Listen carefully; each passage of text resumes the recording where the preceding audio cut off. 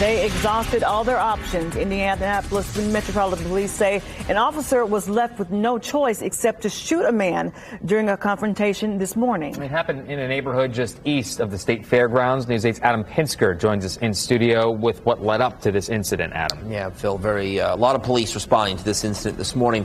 Someone called IMPD around 11 o'clock this morning to report a man behaving erratically. Initially, police were able to get the suspect to put his gun down, but an officer shot the man after he tried to pick the gun back up. The suspect is in serious condition tonight.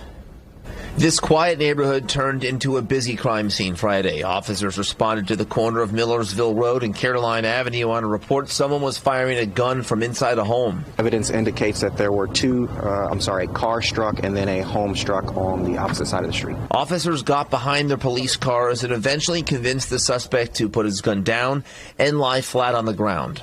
After the suspect was on the ground, officers requested the suspect to stand up and walk towards them, while remaining behind their patrol cars.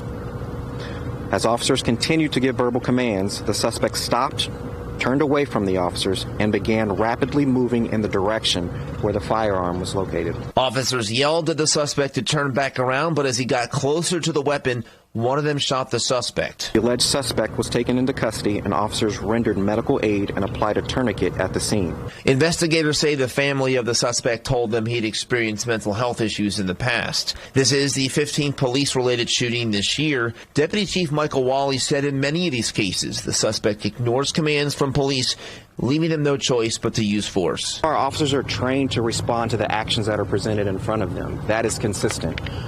What we are starting to see is a lot of these are basically what I said before. Our officers are faced with armed individuals who are not following the directions of the officers. Now, the officer who shot the suspect is on paid administrative leave. The suspect is charged with unlawful possession of a firearm, resisting arrest, or resisting law enforcement, and criminal recklessness. Adam Pinsker, Wish TV, wishtv.com, and like us on Facebook. All right.